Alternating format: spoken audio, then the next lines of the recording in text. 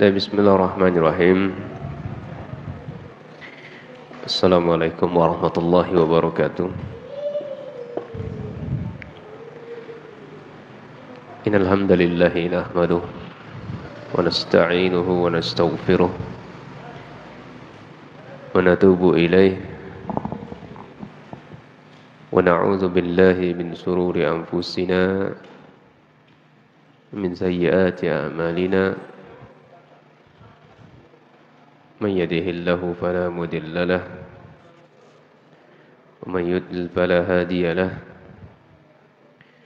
أشهد أن لا إله إلا الله وحده لا شريك له أشهد أن محمدا عبده ورسوله فصلى الله سبحانه وتعالى أن يمن علينا بعلم نافع وعمل صالح بفقهنا ويزرنا الإخلاص في الأقوال والأعمال اللهم آمين.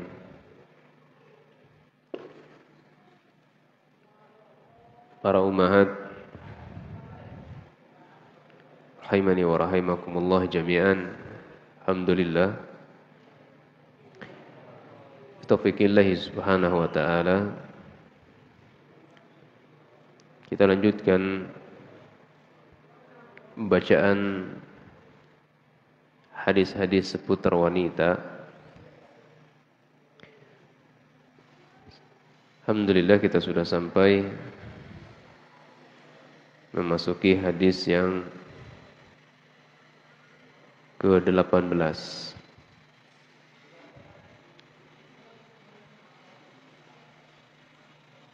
Hadis yang ke-18 ini sekaligus hadis ke-19, kan hadis yang berbicara tentangnya berkaitan dengan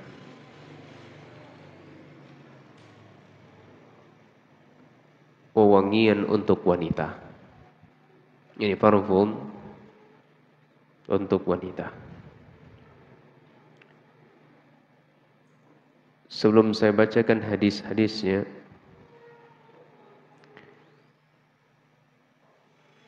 memakai parfum pada wanita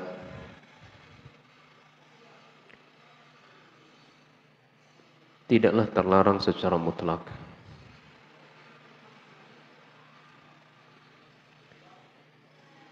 Ada ciri-ciri, ada rambu-rambu parfum yang digunakan untuk wanita.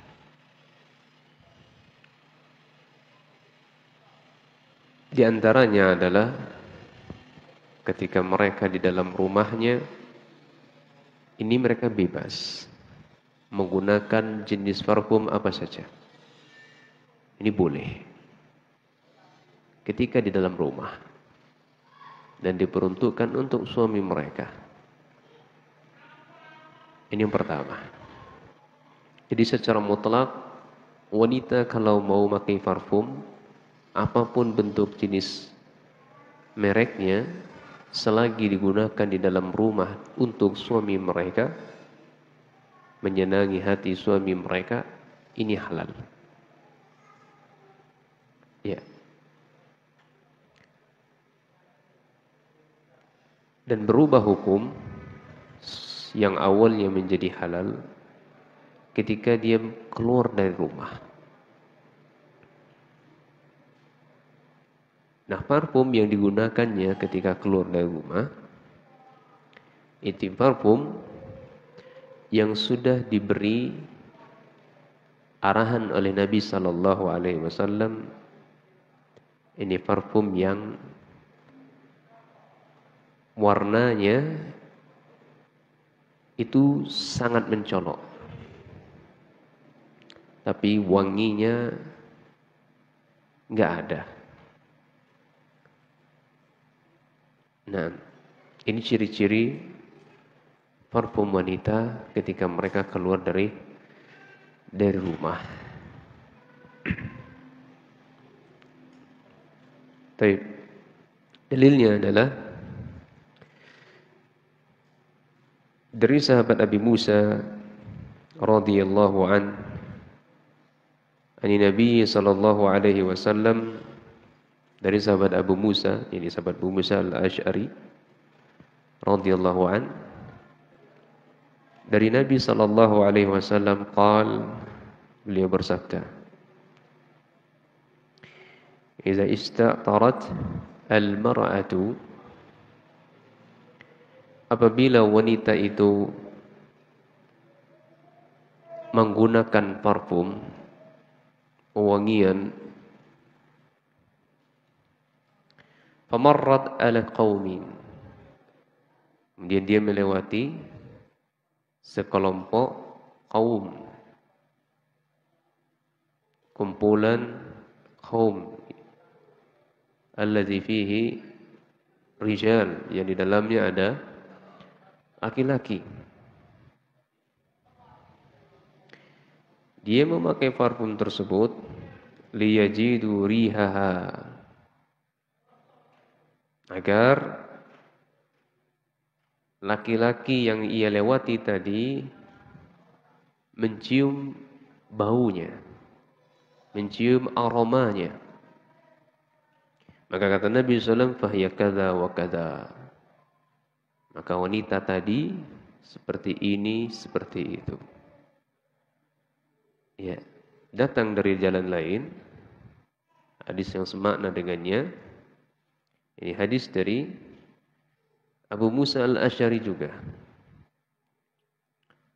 Kata Nabi SAW, "Ayyuma imra'atin," wanita mana saja, tidak dikecualikan oleh Nabi SAW, siapapun wanitanya, ista'tarat, ketika dia menggunakan parfum, wewangian, famarrat, melewati ala qaumin, liyajidu min rihaha fahiya zaniyatun, melewati sebuah kaum, sekelompok laki-laki atau beberapa orang laki-laki,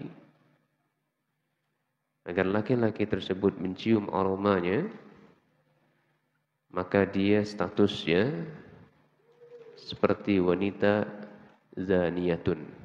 Ini wanita pezina. Ya. Hadis ini isnaduhu hasan. Sanadnya hasan, dihasankan oleh Imam Albani. Diriwayatkan oleh Imam Khuzaimah, Abu Dawud dan seterusnya. Dalam lafaz lain, hadisnya semakna juga. Disebutkan oleh Nabi SAW, "Kullu 'ainin zaniyah." Setiap pandangan seseorang itu mesti ada zaniyahnya. Ini pandangan zina. Jadi setiap memandang seseorang, kalau pandangannya adalah pandangan yang tidak halal untuk dipandang, maka jatuh kepada dosa zina. Wal mar'atu idza ista'tarat famarrat bil majlisi. Apabila wanita itu menggunakan parfum, dia melewati sebuah kaum, sebuah majlis, fahiya kadza wa kadza, yakni zaniyatun, maka wanita itu adalah wanita zina. Baik, berdasarkan 3 dalil di atas yang kita bacakan, maka Nabi sallallahu alaihi wasallam sedang menegur, sedang memperingatkan para sahabiyat, sedang mengingatkan umatnya agar mereka ketika keluar dari rumah mereka, hendaklah mereka menggunakan parfum yang tidak membuat atau malah menjatuhkan zina, zina mata. Jadi hati-hati, jangan sampai ketika kita menggunakan parfum malah mendapatkan dosa, ini dosa zina. Jadi sebab dengan kita menggunakan parfum terjadilah dosa di situ. Orang memandang kita, mencium aroma kita. Siapakah si gadis itu? Siapakah akhwat itu? Cantik benar dia, elok benar rupanya, harum sekali baunya. Berawal dari zina mata, zina pandangan, maka ujung-ujungnya li zina haqiqi, zina yang sebenarnya. Maka makna secara global, ya, berdasarkan 3 hadis di atas, teguran keras bagi wanita dari Nabi Shallallahu Alaihi Wasallam, jangan gunakan parfum kalau keluar dari rumah. Gunakan parfum yang khusus untuk wanita, yang tidak berbau, yang wanginya tidak mengandung fitnah. Baik, dijelaskan oleh para ulama hadis di atas. Wa fi hadzal hadis yaqulu Rasulullah sallallahu alaihi wasallam kullu 'ainin dhaniyatun. Hadis ini dijelaskan oleh Nabi sallallahu alaihi wasallam di mana Nabi mengatakan kullu 'ainin dhaniyah. Setiap pandangan kita itu adalah zina. Maksudnya di sini adalah zina mata. Apabila memandang wanita yang bukan halal untuknya. Ya, idza nazarat ila imra'atin la tahillu lahu. Itu maksudnya setiap mata, setiap pandangan itu adalah zina. Maksudnya apa? Memandang wanita yang bukan halal untuk dipandang. Baik. Waqila, ada juga yang mengatakan ingkana an syahwatin, kalau dia memandang wanita dengan penuh syahwat, timbul gejolak syahwat di situ, maka dia sudah mendapatkan dosa zina, memandang wanita yang bukan halal untuknya. Nah, wal mar'atu idza ista'tarat, dan wanita apabila mereka menggunakan parfum, ya, wada'at tiba 'alaiha thumma kharajat min baitiha. Jadi dia menggunakan parfum, minyak wangi tersebut, kemudian dia keluar dari rumahnya, itu maksudnya. Wanita menggunakan parfum, wangian, keluar dari rumahnya. Famarrat bil majlisi, kemudian dia melewati majelis. Baik itu majelis sayur kah? Ya, ini ibu-ibu ya, ada mamang sayur datang, bunyiin klason misalnya, ya, bergegas untuk keluar rumah. Wah, ini kurang nggak asik deh kayaknya kalau nggak pakai parfum. Nanti kalau pakai parfum, ya mamangnya bisa kasih traktir, kasih bonus misalnya. Nah, ini bahaya. Ini zina jatuhnya, jatuh kepada dosa zina. Nah, pemarrad di majlis ini maksudnya alladzi bihi rijalun. Ada laki-laki di situ. Fa ya kadza wa kadza, maka dia wanita ini seperti ini dan seperti itu, yakni dzaniyatun ay muta'arridatun lizina mutashabbibatun fihi. Haitsu ja'al rijal yushrifuna lin-nadhari muharrami ilaiha. Wa huwa zina an-nazar wa la rubbama ya tuwir al-amru ba'daha lizina al-haqiqi. Ini yang kita jelaskan tadi. Maka dia itu mendapatkan ya dosa zina karena sebab dialah terjadinya zina. Ini orang, para laki-laki memandang hal yang bukan layak untuk dipandang untuk dirinya, maka jatuhlah pada zina nazar, zina penglihatan. Dan terkadang dari zina penglihatan tersebut finalnya, ujung-ujungnya adalah zina hakiki, zina yang sebenarnya. Ada kisah yang menarik, ibu sekalian, kisah yang terjadi zaman Umar bin Khattab radhiyallahu an. Sampai-sampai wanita itu ngompol, ya, kencing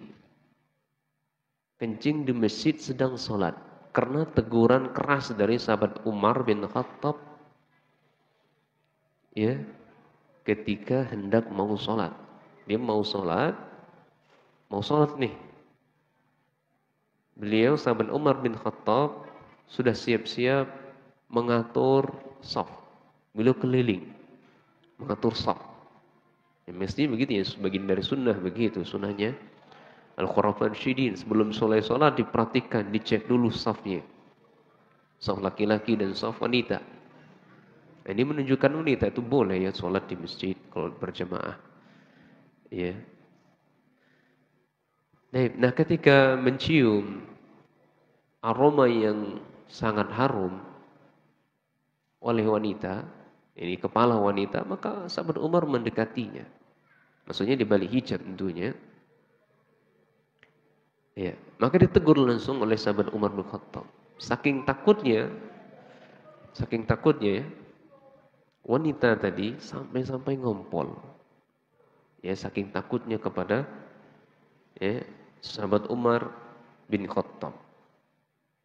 Nah, ini diriwayatkan oleh Imam Abdul Razzaq nomor hadis 8117. Ya, saya buat kisahnya itu kisah ngompol gitu ya. Kisah ngompolnya sahabiyat. Jadi sahabiyat pun ada ngompol ketika mau sholat saking takutnya dengan Umar bin Khattab. Masya Allah ya. Dengar suara Umar saja ya, itu ketakutan mereka itu. Abdul Razzaq an ibni Uyainah ibni A'mas anil A'mas an Ibrahim qala tafa Umar ibn Khattab fi sufufin nisa fawajada rihan tayyibatan min ra'si imra'atin. Dari Abdul Razzaq, dari Ibnu Uyainah, dari A'mas dan dari Ibrahim An-Nakhai ya, kalau enggak salah Ibrahim An-Nakhai di sini. Seorang tabi'in. Beliau mengatakan, Taufa Umar bin Khattab fi sufufin nisa. Ya, ketika Umar bin Khattab ingin memeriksa safnya jemaah perempuan atau wanita. Namun ternyata fawajada rihan thayyibatan. Ya, rihan thayyibatan min ra'sil imra'atin. Beliau mencium aroma yang ada di kepalanya wanita. Maka Umar berkata, "Lau a'lamu ayyatukunna hi la fa'alt." Seandainya saya tahu di antara kalian yang pakai parfum, saya akan lakukan begini dan begitu. Allah. Umar biasanya begitu ya karakternya. Tegas.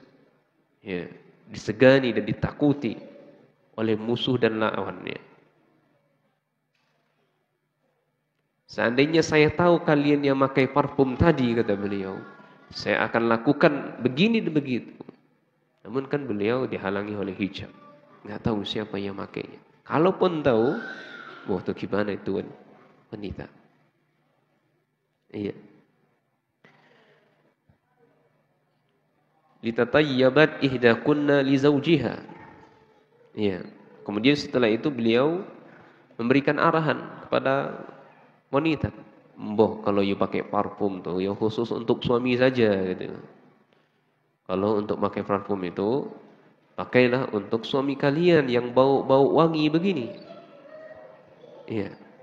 Wa idza kharajat, kalaupun kalian mau keluar, maka labisat atmara walidatiha. Maka pakailah pakaian yang tidak membuat orang lain terfitnah dengan pakaian kalian. Ya, pakaian yang jangan sampai orang-orang terfitnah dengan pakaian kita. Akhwat itu saja ikhwatnya.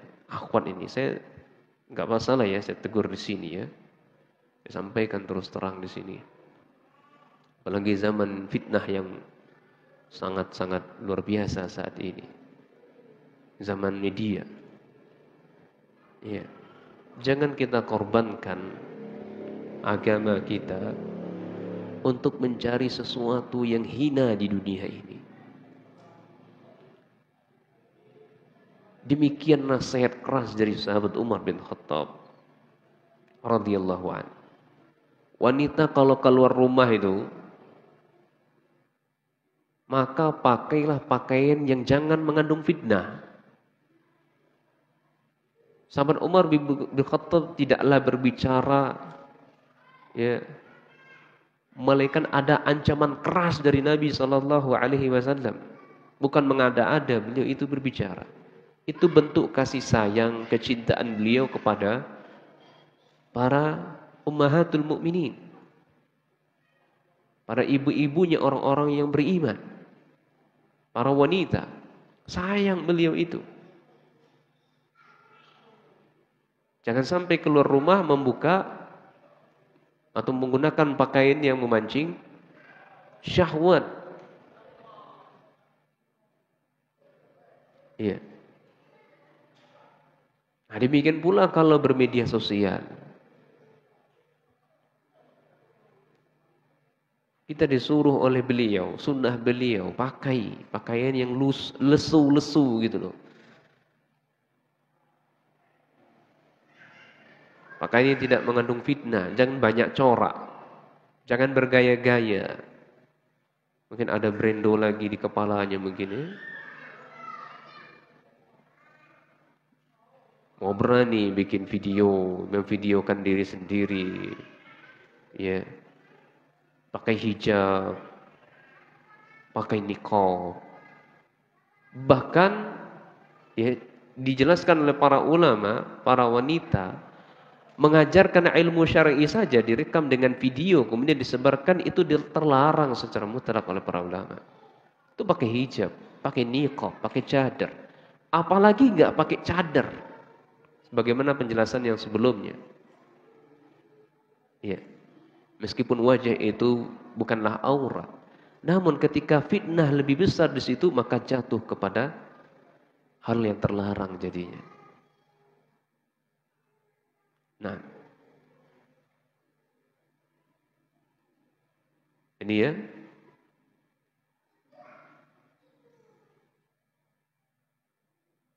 Meskipun tujuan niatnya baik mungkin ya, maka tidak cukup dengan tujuan niatnya baik. Jangan kita ini sama seperti orang-orang Haroki, pergerakan Haroki atau Hizbut Tahrir. Ya. Cari apa di media sosial ummahat itu? Apa yang dimanfaatkan, yang dapatkan?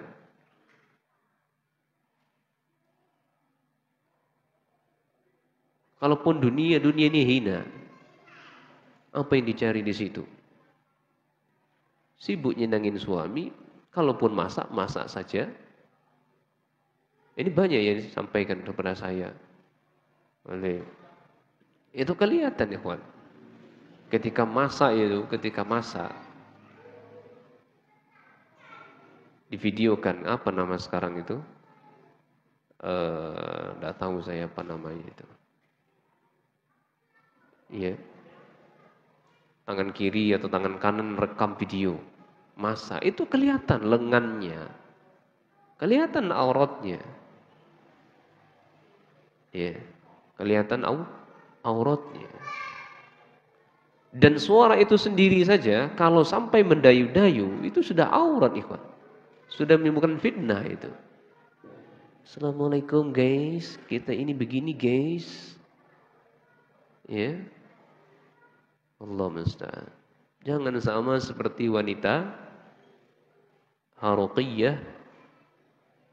Jangan sama seperti Hizbut Tahrir, Ikhwanul Muslimin. Ya. Kita sudah ngaji.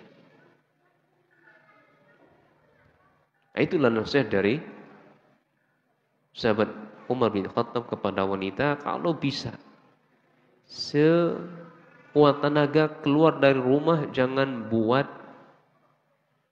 orang lain terfitnah. Nah, itu nasihat beliau. Baik, faedah dari hadis.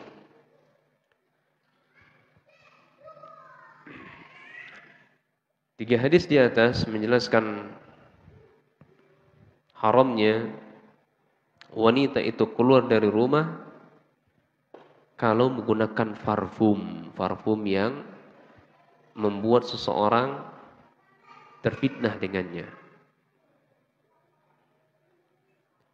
Maka pemahaman kebalikannya adalah bahwa di dalam rumah suami, dalam rangka menyenangkan suami, maka ini berpahala. Sebagaimana mengamalkan hadis Rasul sallallahu alaihi wasallam. Qila Rasulullah SAW, pernah dikatakan kepada Rasul sallallahu alaihi wasallam, "Ayyu nisa'i khairun?" Ya Rasulullah, wanita yang paling terbaik itu yang bagaimana? Wanita yang paling terbaik itu seperti apa ya Rasul? Maka Nabi sallallahu alaihi wasallam mengatakan, qala allati tasurruhu idza nadhar wa tuti'uhu idza amar.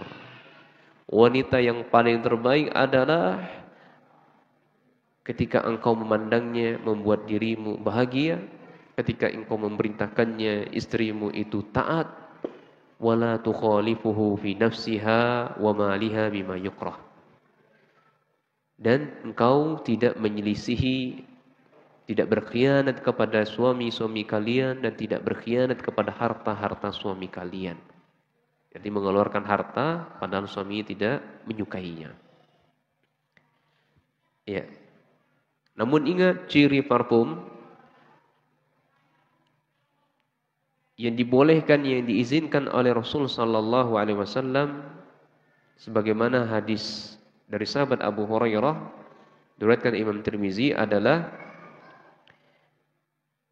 kata Nabi sallallahu alaihi wasallam, tibur rijal ma dhahara rihuhu wa khafiya launuhu. Ini parfumnya laki-laki. Kata Nabi sallallahu alaihi wasallam, parfumnya laki-laki itu ini kalau wanginya itu semerbak. Ini benar-benar wangi parfum laki-laki. Tapi dari segi warna tidak terlalu mencolok. Jadi warnanya tidak mencolok. Watibun nisa, dan kebalikannya parfumnya wanita ma dhahara launuhu, jadi warnanya itu mencolok gitu. Iya. Warnanya mencolok. Akan tetapi wa khafiya rihuhu, wanginya itu ya tidak tercium.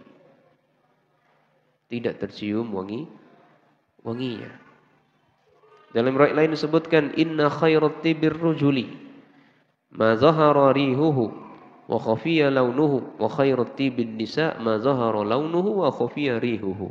Hadis ini semuanya sahih. Jadi parfum yang terbaik bagi laki-laki adalah wanginya sangat semerbak dan warnanya ya tidak mencolok. Kalau parfumnya wanita warnanya yang mencolok, baunya tidak. Baik. Jadi berdasarkan dalil tadi, silakan. Sebagaimana di awal kita sudah tegaskan, di dalam rumah silakan pakai parfum apa saja mereknya, apa saja baunya. Ya. Selama suaminya senang, pakai. Ya. Selama suaminya suka, pakai. Tapi ketika keluar rumah, ya, pilihlah parfum-parfum yang tidak ada wanginya. Nah, ini faedah pertama. Faedah yang kedua, bahwasanya wangi-wangian itu, parfum itu min zinnatil mar'ati. Itu termasuk perhiasan wanita. Makanya enggak masalah bagi para suami belikan parfum untuk istri mereka. Iya. Dek, aku sayang sama kamu, Dek. Aku suka kalau kamu di rumah pakai parfum ini. Senangi hati abangmu ini, Dek. Pakai. Nah, ya kadang ada ya wanita-wanita yang enggak suka parfum, ada.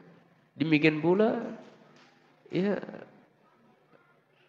para suami yang awalnya suka parfum karena setelah menikah istri enggak suka parfum, akhirnya suaminya pun enggak pakai parfum. Maka enggak masalah insyaallah. Ya. Ya kadang ada yang bertanya, Ustaz, antum kayak jarang sekali pakai parfum ya. Ya memang Sebagian orang istrinya tidak suka dengan bau parfum. Maka untuk menyenangi hati sang istri pun juga seperti itu. Kebalikannya, kalau kita ingin menyenangi istri kita yang mereka suka pakai parfum, belikan parfum. Kalau nggak suka, alhamdulillah, hemat kantong kan. Nah, itu faedah yang kedua. Bahwasanya parfum itu bagian dari perhiasannya wanita. Faedah yang ketiga, baunya parfum wanita itu tidak, bau parfumnya wanita itu bisa mempengaruhi tu'athir fir rujuli. Ya, itu bisa membuat laki-laki terpengaruh. Ya, dan juga bisa terfitnah. Ya, karena baunya tadi itu bisa menyebabkan laki-laki terfitnah, bisa terpengaruh. Kemudian faedah yang keempat,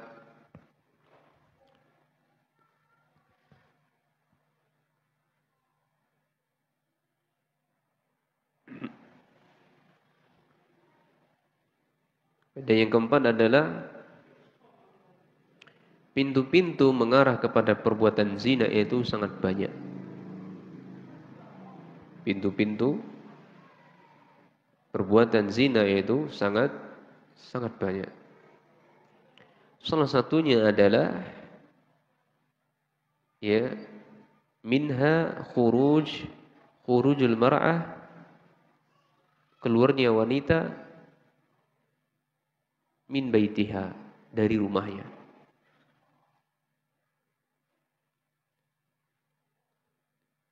Keluarnya wanita dari rumahnya dengan menggunakan parfum.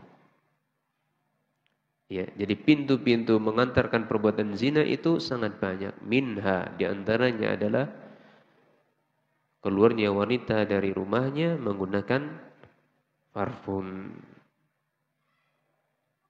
Kemudian faedah yang terakhir dari hadis ini,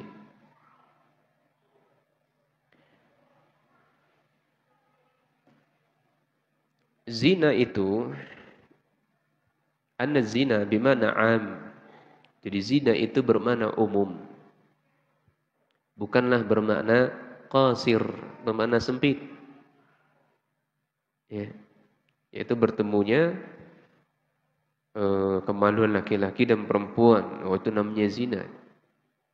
Itu kalau dimaknai hanya seperti itu terlalu sempit, bermakna zina. Tapi zina itu maknanya umum, luas. Jadi segala perkara yang mengantarkan perbuatan zina, maka dosa zina. Sama tadi kayak kita bermain-main media sosial tadi itu ya, itu perkara. Ini kalau dipertonton banyak ya, kalau publik itu. Kan dipublikasi kan. Ummahat bikin video, taruhlah video kajian, itu kan ada ustazah, ya, ustazah, contoh namanya adalah ustazah yang berasal dari daerah Oki misalnya, ya kan, misalkan dari daerah Oki atau dari daerah Oku, ustazah dari Oki, ya kan, mau divideokan, ya, taruhlah pakai hijab, ya, taruhlah pakai niqab, cadar, ya, dia syuting, kemudian dipublikasi, disiarkan langsung. Itu laki-laki yang mata keranjang akan memanfaatkan, mempertontonkan mereka. Bahkan yang sangat ya sedih kita, ada sebagian laki-laki, kalaupun ada ya, mereka memanfaatkan video-video ummahat itu untuk mereka melakukan masturbasi. Ya, kalaupun ya, mohon maaf, kalaupun ada ya. Sebab ulah kita pertontonkan di media sosial, publik rame, ada yang jadikan seperti itu, kalaupun ada. Ini kita berbicara sebelum terjadi ya. Saya rasa ada yang terjadi. Mustahil kalau tidak ada. Iya. Nanti hati-hati para ummahat ya ketika membuat yang seperti ini.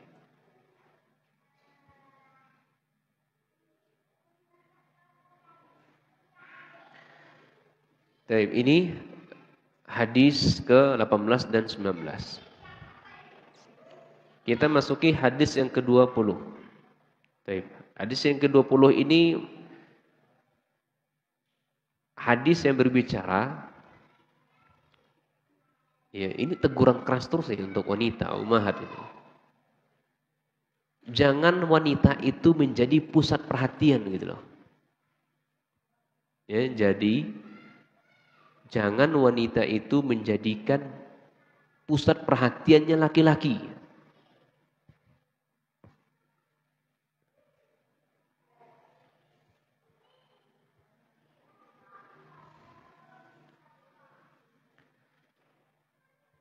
Jadi menarik perhatian orang lain. Keluar dari rumah pakai pakaian yang Masya Allah ya. Itu menjadi sumber perhatian manusia. Dilihat oleh ikhwan-ikhwan. Wah, pakaiannya begitu ya. Kayaknya akhwat ini cantik ini. Kayaknya bagus ini. Dari pakaian aja begini. Apalagi dalamnya. Nah, ini kan fitnah. Zina. Dia menyebabkan dosa zina datang. Pandangan zina begitu. Makanya para ummahat atau para guru kan kalau ada sejak dini itu atau yang ngajar anak SD itu atau SMP misalkan, maka jangan pernah wanita itu ada di depan laki-laki. Mesti dia paling belakang. Kalau berjalan. Iya. Misalnya SD misalnya terbatas sekolahnya. Ruangannya terbatas. Cuman satu ruangan. Gak ada ruangan lain. Maka jangan wanita itu berada di depan laki-laki.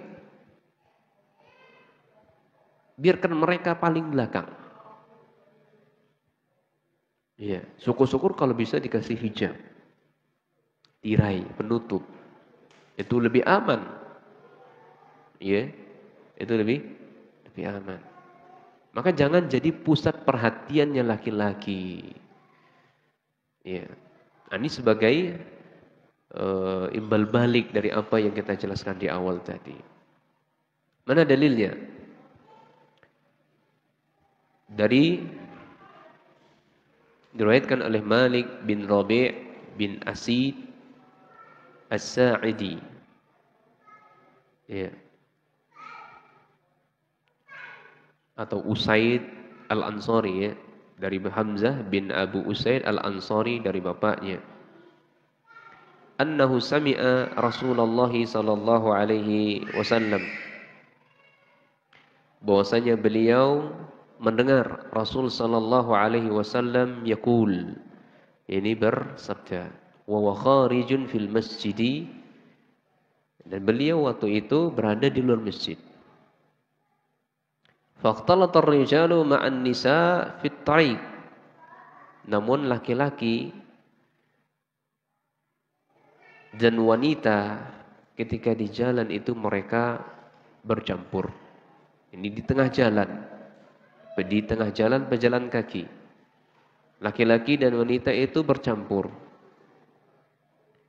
Faqala Rasulullah sallallahu alaihi wasallam linisa, maka Nabi SAW bersabda, berkata kepada wanita, memberikan arahan, teguran kepada wanita, istakhirna.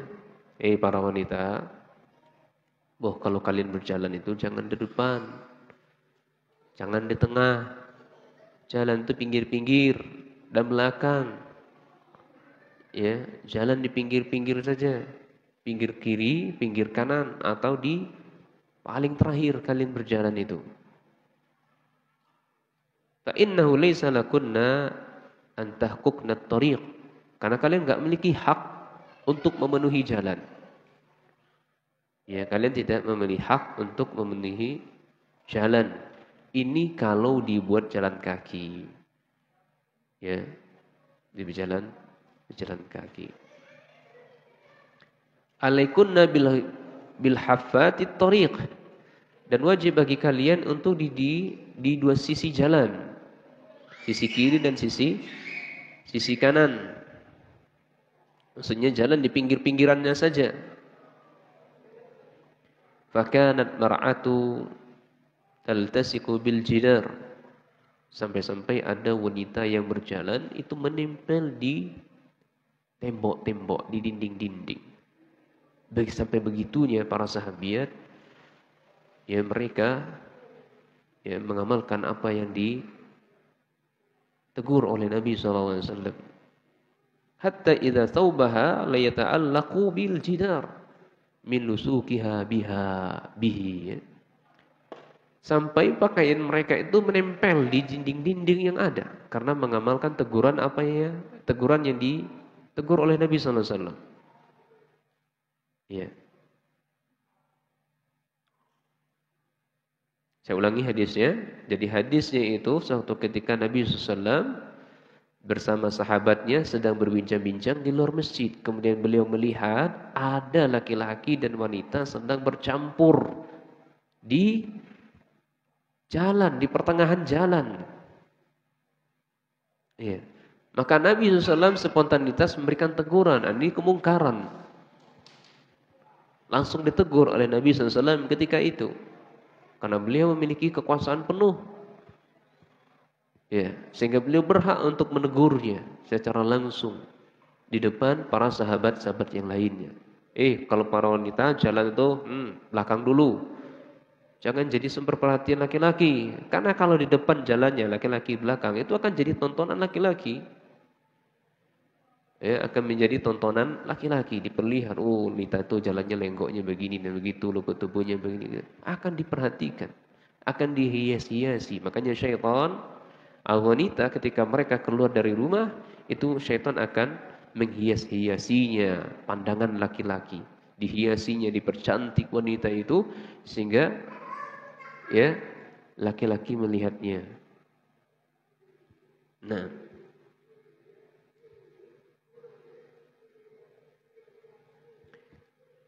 maka kalau wanita itu jalan, kata beliau, kalau kamu mau jalan, di pinggir-pinggirnya saja, pinggir kiri, pinggir tangan. Jangan di tengah-tengahnya dan jangan pula di depan. Baik. Jadi makna secara global, kesimpulan dari hadis ini, ya, Nabi SAW ketika di luar masjid melihat para sahabat dan sahabiat bercampur baur di jalan. Nabi ingin mengarahkan, ingin memberikan arahan kepada mereka agar terhindar dari fitnah dan lebih menjaga masyarakat. Kata Syekh di sini, wa fi hadzal hadis anna Nabiy sallallahu alaihi wasallam lamma ra'a wa huwa kharijun fil masjid anna ar-rijala ikhtalatu ma'an nisa' fi at-tariq wa fi ad-dukhul wal khuruj arada an yunadzima dhalika al-amra bima yadfa'u al-fitnata wa yuhaffidhu 'ala an-naqa'il mujtama'. Ya, jadi Nabi SAW ketika di luar masjid beliau melihat sahabat-sahabatnya bercampur di jalan. Kemudian beliau tegur, memberikan arahan agar jangan sampai terjebak dalam fitnah dan lebih menjaga kebersihan masyarakat. Ya, lebih menjaga kebersihan masyarakat. Maka dalam hal ini Nabi berpesan kepada para wanita apabila mereka keluar dari rumah untuk suatu kebutuhan, maka perhatikanlah adab-adab syar'i. Ya, adab-adab syar'i. Ay yura'inal adabi syar'iyyah wa yaltazimna sayra 'ala janibi thariq. Jadi mereka berjalan ya di pinggir-pinggirnya saja, jangan di tengah-tengah. Ya, nanti ibu jalan di tengah-tengah jalan nanti tabrak mobil, motor nanti. Ya, jalannya di pinggiran saja. Nah, maka berdasarkan hadis di atas bahwasanya Islam sangat mengajarkan aturan dan adab syar'i kepada kita. Pertama, menjaga jarak antara laki-laki dan perempuan yang bukan mahram. Ya. Jaga jarak, Ibu. Jangan serampangan mengobrol dengan laki-laki. Ya. Dan tidak boleh saling pandang memandang. Pandang memandang ini hanya khusus ketika nazar saja. Maka sebutuhnya saja gitu loh. Ya, jadi haram hukumnya ya pandang memandang. Kalau pandangan kedua itu sudah berdosa. Pernah satu ketika ya Nabi sallallahu alaihi wasallam atau sahabat bertanya kepada Rasul sallallahu alaihi wasallam tentang nadratil fajaah. Ya Rasul, ini gimana hukumnya kalau mandang wanita tapi enggak sengaja gitu.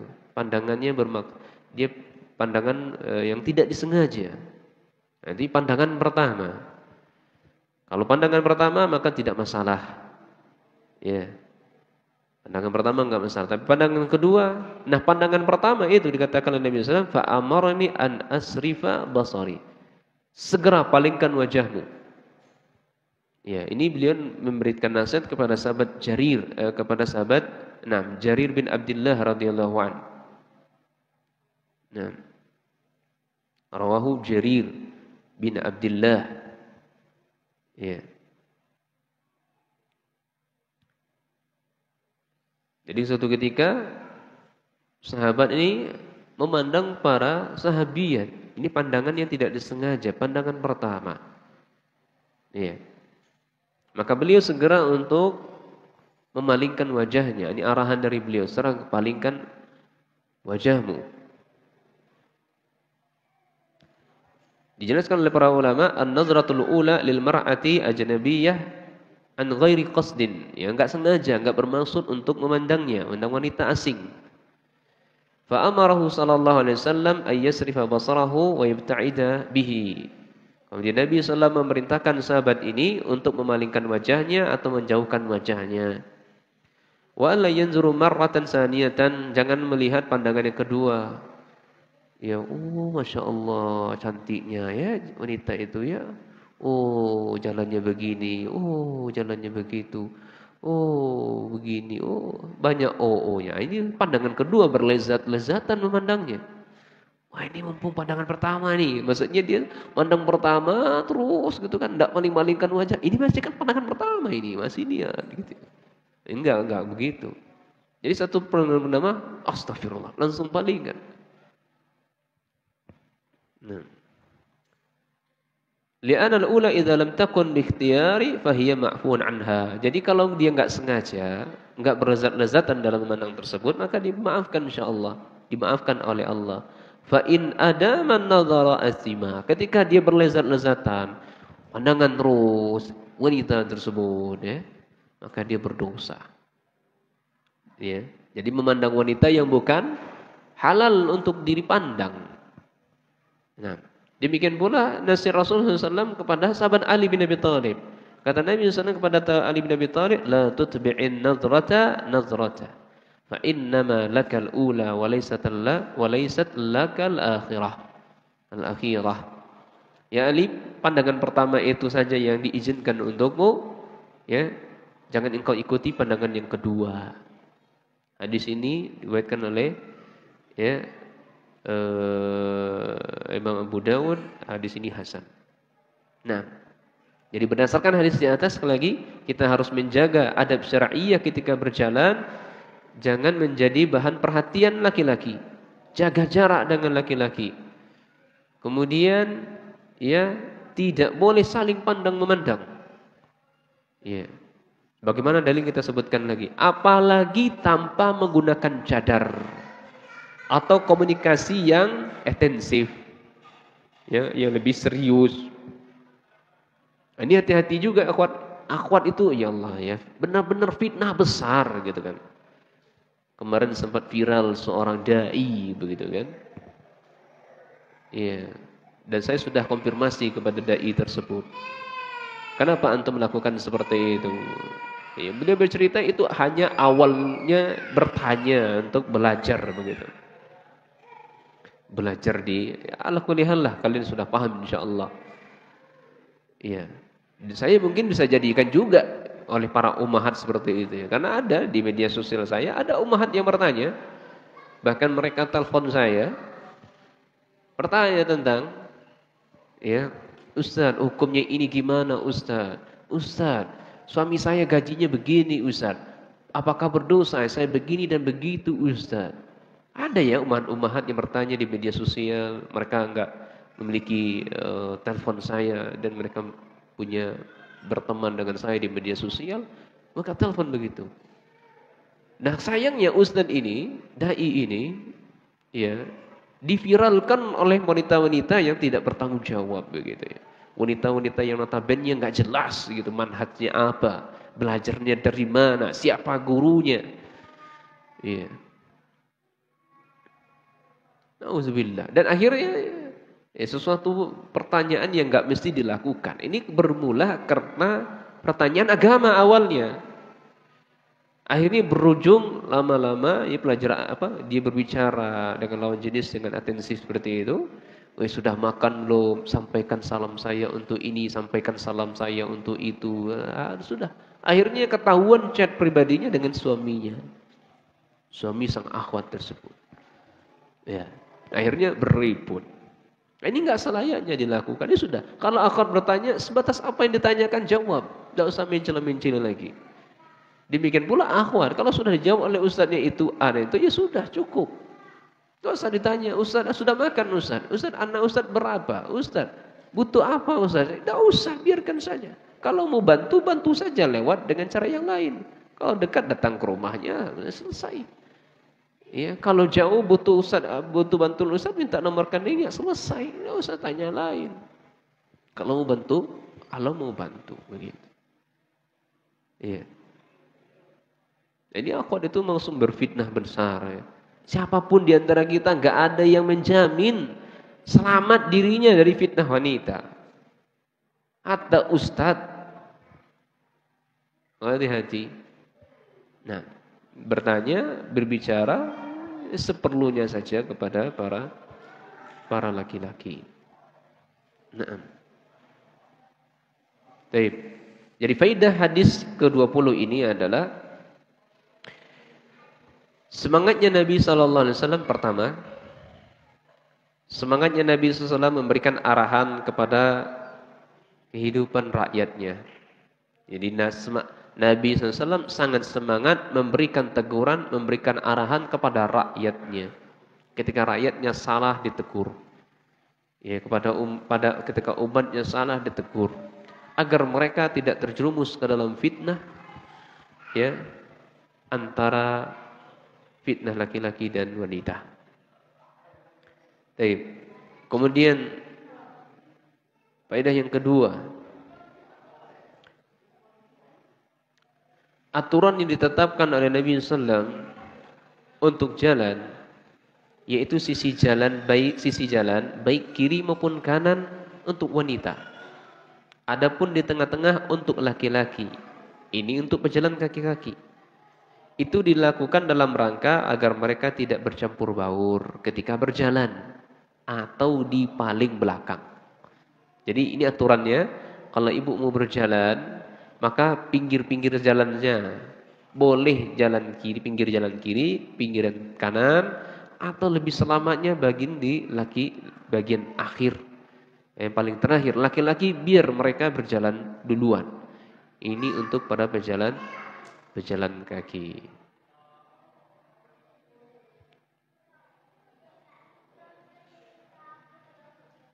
Baik, kemudian faedah yang ketiga. Jika Nabi melarang bercampur baur di jalan umum, maka lebih dilarang lagi bercampur baur di tempat-tempat khusus. Ya. Tadi sahabat-sahabat berkumpul di mana? Jalan umum atau jalan khusus? Jalan umum.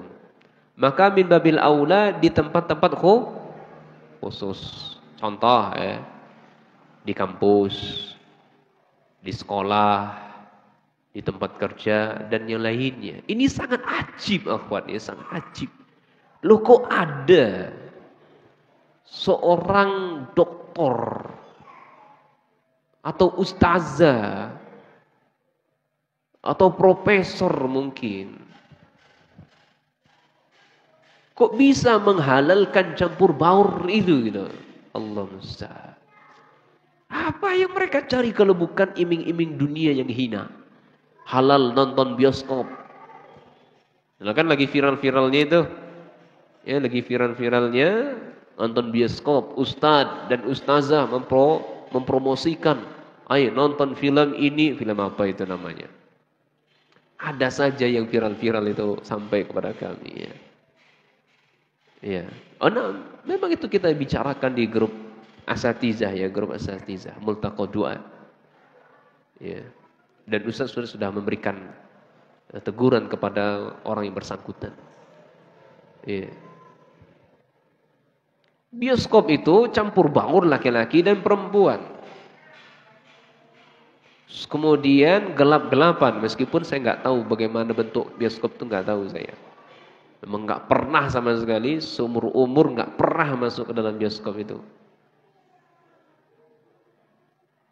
Bercampur baur. Kemudian dia dipertontonkan dalam film itu auratnya manusia. Ada yang terbuka aurat ditontonkan. Ya, berapa banyak kemungkaran yang dalam bioskop itu, campur baur sudah. Kemudian ya aurat yang dipertontonkan. Kemudian harta terbuang-buang, waktu terbuang-buang.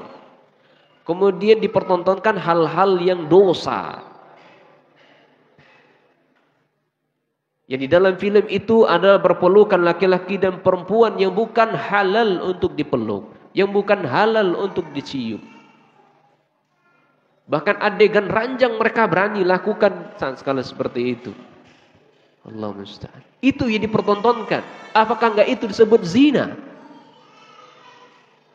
Kemudian dibawa kepada dalil syar'i, membawakan kaidah-kaidah para ulama, al-wasail kal-maqasid. Wasilah itu sebagaimana tujuannya. Ini bahlul namanya, seperti itu. Menjual agama untuk dunia, mengikuti selera hawa nafsu. Nah,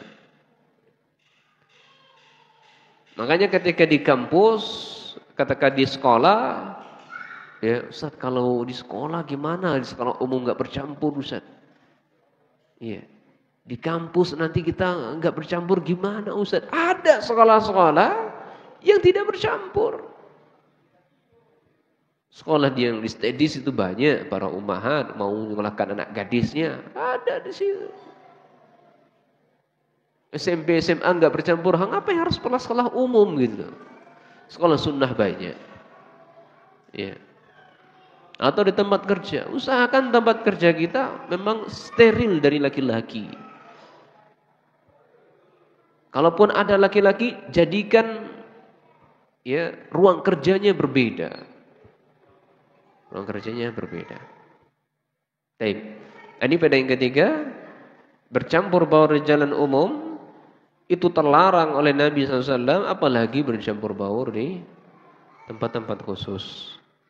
Ya, di kampus, sekolah, atau tempat orang sedekahan dan seterusnya.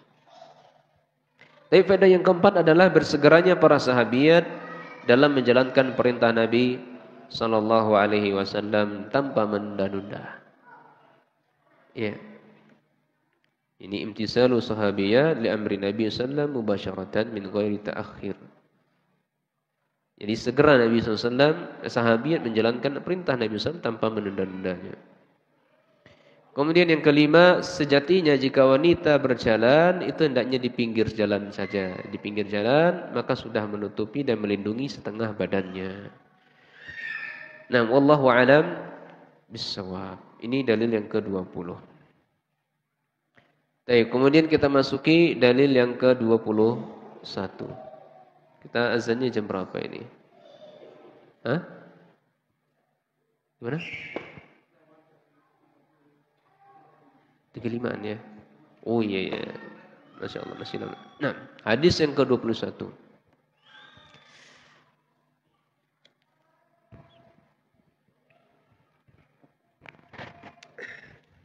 Sebelum hadis 21, akhwat, ya, untuk hadiah yang kemarin itu saya dilupakan. Saya sudah sampai di sini baru ingat hadiahnya. Saya sudah ada hadiahnya di rumah. Ada berapa kemarin? 3 kitab ya. Iya Mas ya? 3 kitab ya. 3 kitab sudah saya sediakan. Ya. Tidak tahu bagaimana caranya ketemu lagi sama ummahat. kalaupun hadir nanti malam, insya Allah saya usahain. Ya, nanti insya Allah saya sampaikan kepada suaminya, insya Allah nanti malam. Bagi yang mendapatkan kemarin, saya titip sama suaminya saja. Nanti malam insya Allah. Oh ya, titip majelis ilmu aja ya, insya Allah. Dan hadis yang ke-21. Hadis yang ke-21 ini hadis yang berbicara tentang bahwasanya wanita itu aurat semuanya. Nah, ini penegas lagi ya dari apa yang dibicarakan dari awal tadi. Bahwasanya secara umum wanita itu aurat. Iya.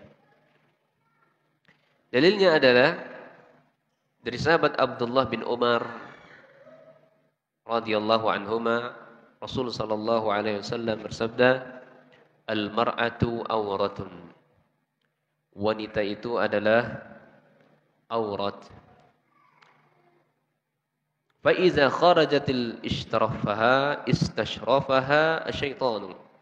Jadi ketika mereka keluar dari rumah, ya, wa iza kharajat min baitiha istashrafaha asyaitan. Jadi syaitan akan menghias-hiasinya. Syaitan akan menghiasinya atau mengikutinya. Wa innaha latakunu aqrabu ila Allah minha fi qa'ri baitiha.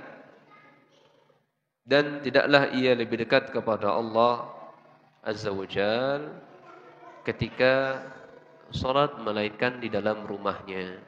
Hadis riwayat Tabrani. Hadis ini disahihkan oleh Imam Al-Albani dalam Sahih At-Targhib nomor 344. Ya. Baik. Dalil hadis yang kita bacakan di atas itu adalah dalil berbicara mengenai kewajiban bagi wanita.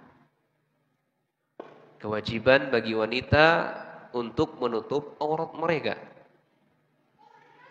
Demikianlah Allah Subhanahu wa taala berfirman, "Ya bani Adam, qad anzalna 'alaikum libasa yuwari sawatikum wa risha."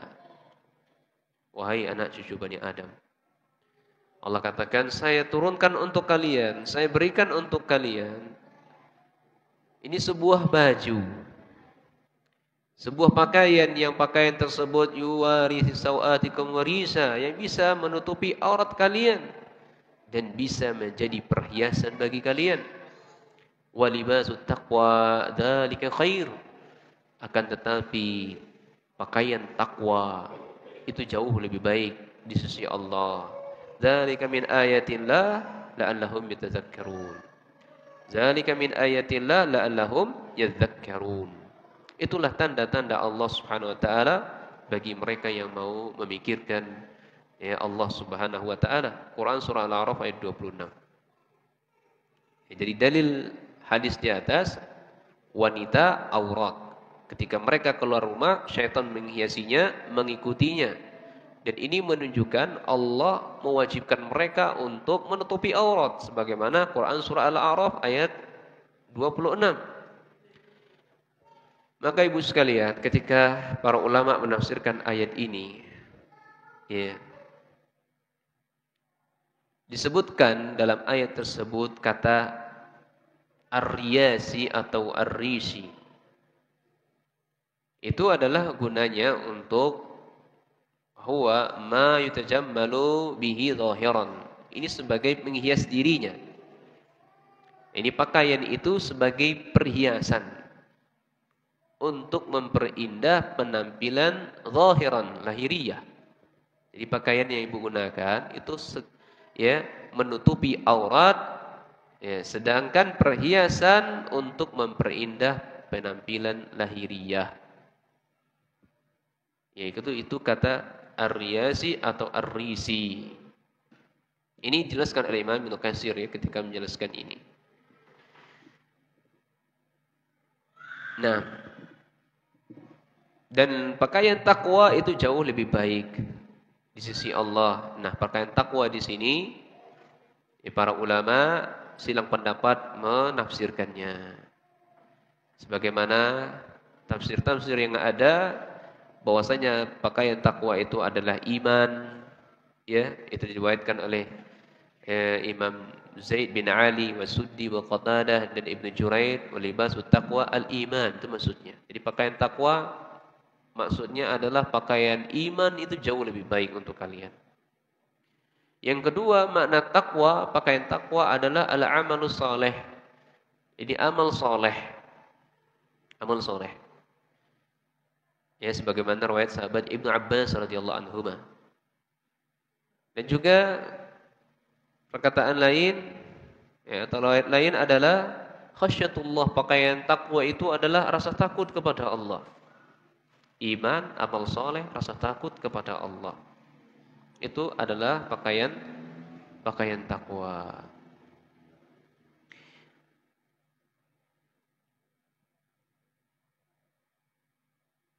Kemudian Imam Ibnu Katsir menjelaskan, menukilkan hadis Nabi sallallahu alaihi wasallam tentang aurat, ya. Nabi sallam ditanya tentang aurat. Beliau berkata, "Ihfaz aurataka ya illa min zaujika aw ma malakat yaminuk." Wahai saudaraku sekalian, jagalah aurat kalian kecuali kepada suami-suami kalian atau kepada budak-budak yang kalian miliki. Ya. Faqila, dikatakan kepada Rasul, "Ya Rasulullah, idza kana qaum ba'duhum fi ba'din." Ya. Ya Rasulullah sallallahu alaihi wasallam, bagaimana kalau kaum itu bercampur baur? Ba'duhum fi ba'din, bercampur baur. Maka Nabi SAW mengatakan, qala in istata'ta alla yarayannaha ahadun fala yarannaha. Kalau kalian mampu, maka jangan kalian pandang. Kalau kalian sanggup, ya, jangan melihat seseorang, jangan memandang seseorang. Ya. Faqila ya Rasulullah, idza kana ahaduna khaliyan, bagaimana di antara kami jika ada di antara kami orang-orang yang telanjang? Orang yang enggak tanpa busana. Maka Nabi SAW mengatakan, Allahu ahaqqu ayyustahya minhu minan nas. Allah lebih berhak untuk dia malu ketimbang manusia. Ya. Ini dalil-dalil dari Al-Quran maupun hadis Nabi SAW yang memotivasi bagi wanita untuk, ya, kewajiban mereka menutupi aurat-aurat mereka. Ingat, ketika mereka keluar rumah, maka syaitan akan mengikutinya, syaitan akan menghiasinya. Meskipun mereka sejatinya sudah memakai pakaian, namun mereka diselewengkan, disesatkan oleh syaitan sehingga mereka, ya, tersesat di jalannya, sehingga menimbulkan dosa. Baik. Makna secara global hadis yang kita bacakan di atas tadi. Al-mar'atu auratun, wanita itu aurat. Makna globalnya adalah, tidaklah Nabi SAW mengatakan al-mar'atu auratun. Itu Nabi SAW sedang menegur. Menegur wanita, janganlah mereka memperlihatkannya kepada laki-laki. Artinya seluruh tubuh mereka itu adalah aurat. Jangan diperlihatkan untuk laki-laki, meskipun silang pendapat para ulama antara wajah dan telapak tangan.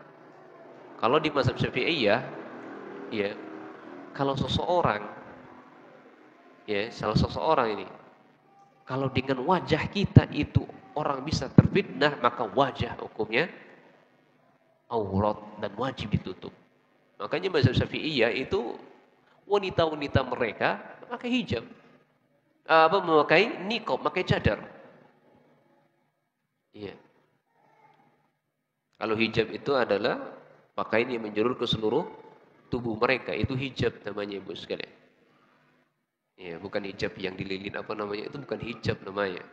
Dililin ke leher, kemudian pakaiannya ketat, kelihatan semua badannya, laku-laku tubuhnya. Oh, itu bukan hijab namanya. Ya, hijab itu adalah pakaian yang menutupi dari ujung kepalanya sampai kepada ujung kakinya tertutup semuanya. Ya. Dan yang menutupi kepala itu disebut dengan niqab. Ya, dan yang menutupi wajahnya disebut dengan cadar. Ya. Kita ini disebut cadar. Yang bahasa Arabnya niqab.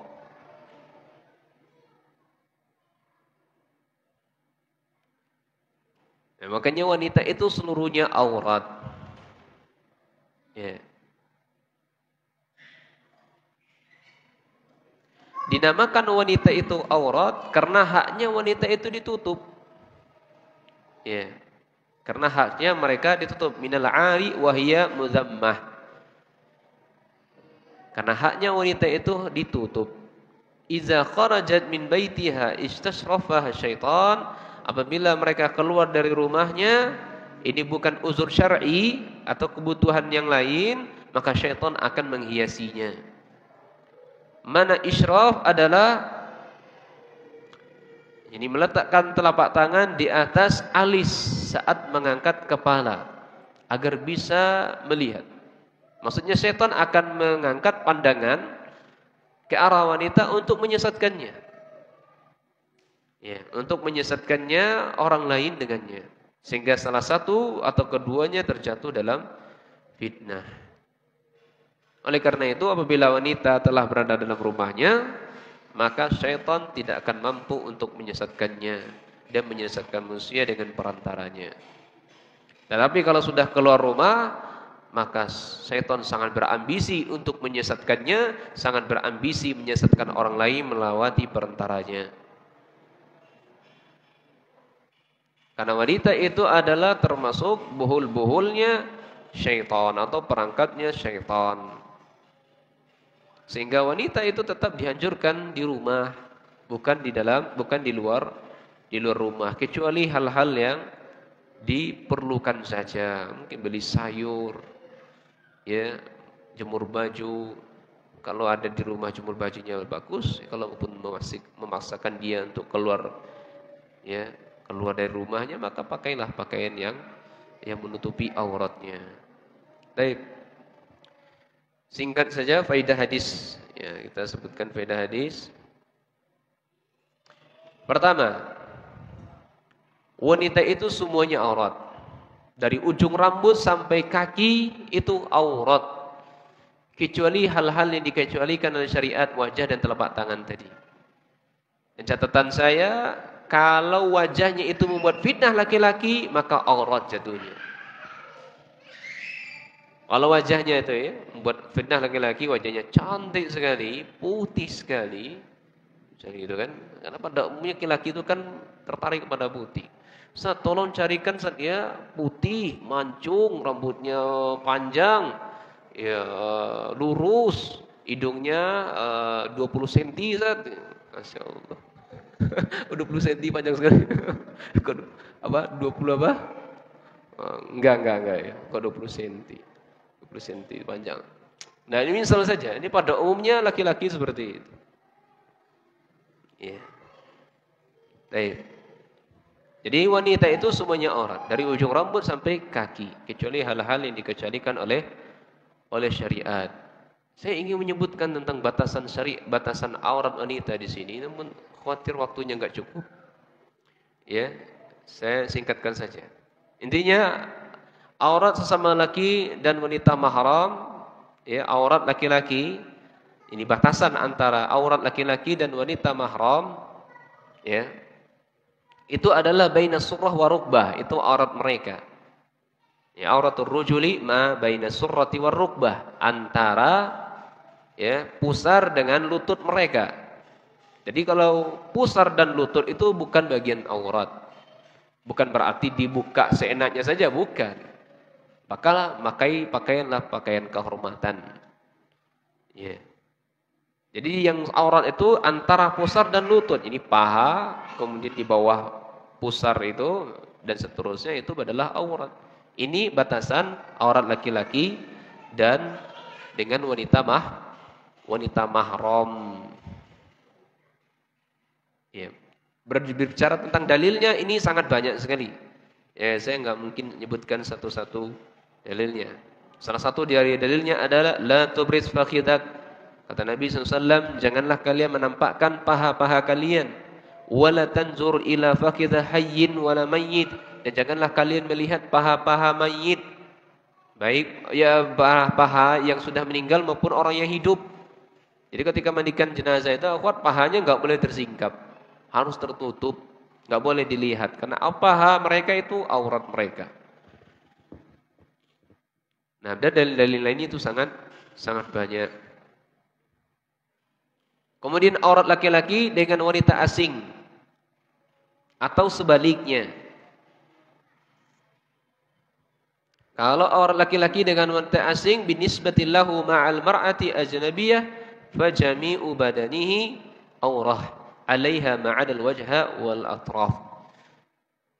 Jadi kalau dilihat, kalau dipandang, seluruh badannya itu adalah aurat kecuali wajah dan telapak tangan. Ya, atau hal-hal yang biasa terlihat. Ya, biasa-biasa terlihat. Maka itu tidak mengapa. Makanya Allah Subhanahu wa taala berfirman, "Wa qul lil mu'minina yaghudduna min absarihinna." Katakan wahai Muhammad kepada ya wanita-wanita yang beriman, hendaklah mereka menahan pandangan-pandangan mereka. Ini khitabnya untuk wanita yang beriman. Maka jaga pandangan. Jadi hukum asalnya wanita itu enggak boleh memandang ya, jangan serampangan memandang seseorang. Tak diperintahkan mereka untuk menundukkan pandangan mereka. Ya tentu ini silang pendapat bagi ulama, masih panjang penjelasan ini. Kemudian aurat laki-laki di hadapan istrinya enggak ada batasan. Kalau di depan suaminya tidak ada batasan. Nah, cukup sampai di sini saja ya ikhwan, akhwat ya. Semoga bermanfaat bagi kami dan kaum muslimin. Ya. Silakan faedah-faedah tambahannya boleh dicatat sendiri insyaallah. Kita akhiri dengan doa kafaratul majelis. Subhanakallahumma bihamdika asyhadu an la ilaha illa anta astaghfiruka wa atubu ilaik. Assalamualaikum warahmatullahi wabarakatuh.